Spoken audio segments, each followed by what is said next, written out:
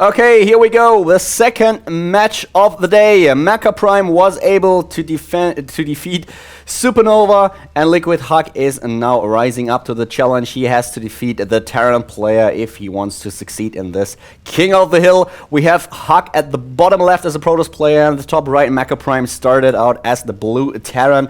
He defeated his opponent in the last match with a very nice rush with his Marines with a double bunker, and tricked Supernova just a little bit. He tricked him into believing that makaPrime was actually trying to get an expansion. He didn't get any gas at all, tried to wall off, so Supernova was led to believe that makaPrime was going for a fast expansion with no gas, and makaPrime just went for the second barracks that Supernova wasn't able to scout. And now LiquidHuK will have to face the Terran player, and he's chrono boosting his economy right now. He already has his first pal in place. We are on 11 probe supply for the Protoss player. He will probably throw down that gate at 12, and let's have a look at the main base of makaPrime. He's just building his first barracks. Here comes the probe, just trying to attack the SV at 12 supply. Huck is just building his gateway, and in the meantime trying to annoy his opponent quite a bit with his scout and getting a glimpse of what's happening in the main base of makaPrime. Of course, he wants to know if the Terran player is trying to get gas. That's one of the most important things for him right now, is the Terran player getting gas or not. And he's actually retreating with the probe. He's retreating with the probe and has no way of going to the main base of his enemy. So this is a little bit annoying for him. He lacks the scout information. I actually don't know why he left the base of his opponent without just trying to scout a little bit more of what's going on. Let's have a look up there. There's no gas yet, so this could well be another Marine push by makaPrime or a fast expansion of the Terran player. He's not going for a second barracks just yet, and he's just scouting with his SCV, so it doesn't look like he's actually going for another push, as we saw against Supernova. More likely he's trying to get a fast expansion. But let's not get ahead of ourselves, and let's have a look at the main base of Huck. He's already getting the second gas. He's just throwing down his cybernetics core. In the meantime, we have the scout of makaPrime. He got a glimpse of what's happening in the main base of LiquidHuK already, and he doesn't know about those two assimilators. Yes, he knows about both of them, so he knows that Huck is on double gas. And here comes the fast expansion that we already assumed would be built really soon by makaPrime. So trying to get a no gas fast expansion, getting a second barracks, and he will get a third. Yep, here we go. So let's have a look at how well that strategy works for the Terran player. He's just trying to get a lot of Marines. That's why he's neglecting gas. He's just saving up his minerals in order to build that command center and of course all those barracks. And he will get a fair amount of units, a fair amount of Marines in order to defend this early expansion. Whereas on the other side of the map we have LiquidHuK with the second gateway right now. He's playing with 3 gates. And this could well be an expansion for Huck as well. He's on 2 gas. He's already getting his first sentries. Will be able to throw on a force field if need be, and he will probably expand as well. And in the meantime, we have both players just scouting a little bit. makaPrime obviously just looking for a pylon of his opponent in order to determine whether Huck is going for a fast push or if he is trying to get an expansion up and running as well. So let's have a look in the main base of the Terran player once again. The second command center is nearly done, and we have the orbital command upgrade already. And one thing about a fast expansion for a Terran player, usually you always get the orbital command tag first in order to be able to call down the second mule, which happens right now. The crucial timing is when actually to lift off the orbital command and just place it down at your natural. And a lot of players have been discussing what is the better option. Some of them seem to think that it's quite easy to place the orbital command down at the natural expansion spot as fast as possible, trying to get it in place and a superior economy before the Protoss player is able to attack you with a 5 or a 6 gate.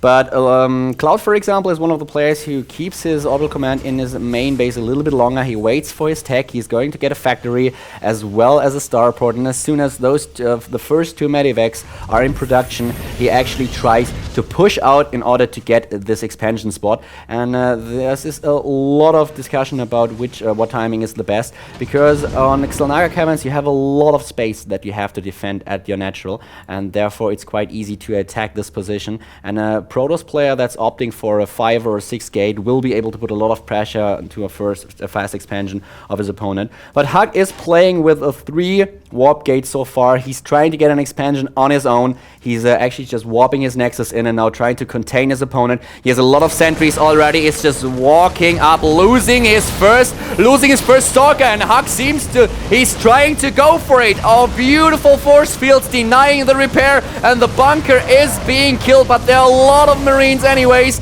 And right now, well, makaPrime is in a little bit of trouble, but HuK is losing quite a lot of units. He's now trying to reinforce his army with new Stalkers, and he's just walking up that ramp once again, using another Guardian Shield and killing that bunker in production.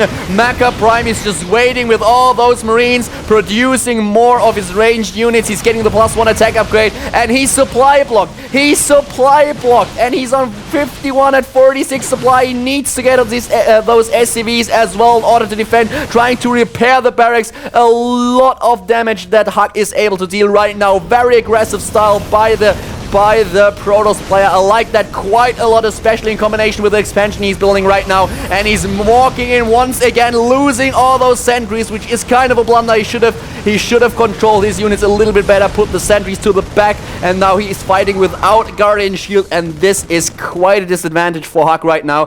So HuK with a very, very aggressive opening. I love it. What I didn't love at all was the micro in the last fight. His unit control was really, really bad right there. He had all those sentries in front of his army, and they died immediately, and of course without a Guardian Shield this is so much harder for him to attack up the ramp. But he did a lot of damage. As you can tell, we are on 25 to 27 army supply right now, 28 to 34 workers. So HuK is ahead a little bit. His economy is quite decent. He has a lot of probes already. His expansion is up and running, and he's putting pressure on his opponent once again. Here comes all those Stalkers. He has some zealots in the back, and is now just waiting with the sentry to get another 100 energy in order to get his Guardian Shield. And here come the medivacs immediately. makaPrime is trying to push out. Stim is ready as well. The medivac is down, but HuK is losing a lot of units. The force field was beautiful, but still, there are tons of units for makaPrime, and he's definitely... Oh my god, what did HuK do? What did HuK do? Misclick by the Protoss player, and he loses all his units. He loses all of them. I mean, I have to admit that I don't really like that makaPrime stimmed that much. He used the syringe quite too often for my taste. He only has one medivac out so far, and that medivac will have actually has a lot of work ahead of him. Needs to heal all those units. Well, but still, very nice defense by makaPrime, and HuK with a very, very nice opening. I loved it, but this blunder at the end, the one mistake where he lost all his sentries when he was pushing up the ramp, cost him quite a lot. And this, the last move that he made when he lost all those Stalkers without any reason at all, that might cost him the game. That actually might cost him the game. He's on 40 against 29 supply right now. His Colossus is not ready yet. The Colossus would be deadly against those Marines. But makaPrime with a beautiful micro right now. There are the probes for HuK as well. And HuK has to stall for time. He needs that Colossus. He needs that Colossus. But all those Marines are just chasing down the probes. And stimming the whole time. So actually, I don't know.